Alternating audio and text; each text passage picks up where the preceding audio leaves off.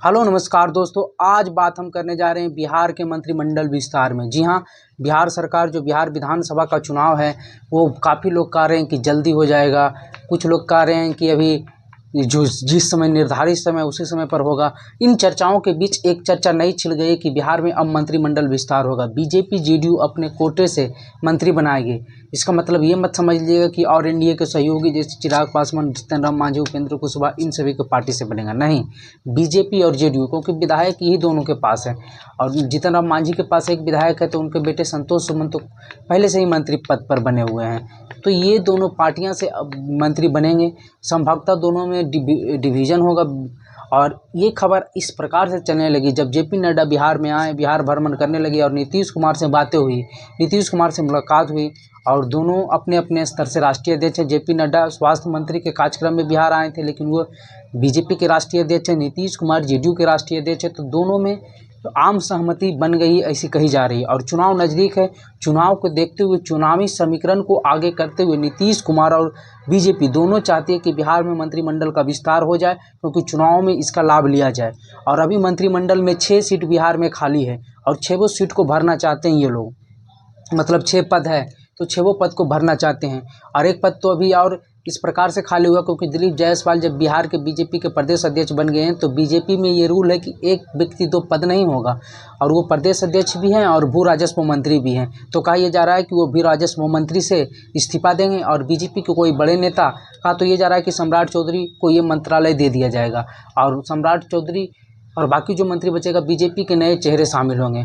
और बहुत सारे नए चेहरों को लेकर बातें चल रही है। और कहा यह भी जा रहा है कि जो छूट गए थे जब सरकार बनी थी एनडीए की, तो उसमें से जो छूट गए थे लोग जिन्हें मंत्री बनना था, पहले भी मंत्री थे, नामी गिरामी चेहरा हैं, उन्हें शामिल किया जा सकता है। और इनमें सबसे ज़्यादा नाम चल रहा है शहनवाज हुसैन जो लोकसभा चुनाव भी नहीं लड़े, एमएलसी का भी टिकट उन्हें नहीं दिया गया। और शहनवाज हुसैन मुस्लिम नाम है, बड़े नेता हैं बिहार के, पहले ऐसे नेता है जिन्होंने बीजेपी के टिकट पर मुस्लिम चेहरा चुनाव सांसद का जीता था। तो ये भी एक बड़ी खबर है। और कहा यह भी जा रहा है तारकिशोर प्रसाद जो उप मुख्यमंत्री रह चुके हैं 2020 के चुनाव के बाद, उनकी भी बड़ी अहमियत है। तो उनको लेकर भी खबरें है कि वो भी बन सकते हैं बीजेपी की ओर। लेकिन 6 सीट है तो डिवीज़न होगा, कुछ पर बीजेपी का, कुछ का जेडीयू का। हो सकता है 3-3 डिवीज़न हो या 4 बीजेपी 2 जेडीयू, क्योंकि बीजेपी में विधायकों की संख्या काफ़ी अधिक है, इसलिए हो सकता है ऐसा। तो बिहार में मंत्रिमंडल का विस्तार जल्द होगा और मंत्रिमंडल के विस्तार में इन बातों का ज़्यादा ध्यान रखा जाएगा क्योंकि चुनाव आ रहा है। अब चुनाव में मात्र 1 साल, अगर सही समय पर चुनाव भी हुआ तो 1 साल समय बचा है, ज़्यादा समय बचा नहीं। और इसे देखते हुए नीतीश कुमार मंत्रिमंडल में विस्तार करेंगे तो उसमें सामाजिक समीकरण, राजनीतिक समीकरण सभी को देखते हुए विस्तृत करेंगे। और कहा यह जा रहा है कि जिस प्रकार से भी बिहार में कुशवाहा राजनीतिक चल रहा है, जिस प्रकार से अभी आरजेडी ने लोकसभा चुनाव में आजमाया और फिर अभी जो नवादा से हारे हुए सांसद श्रवण कुशवाहा रहे, उन्हें 2 जिला का मोतिहारी का प्रभारी बना दिया गया।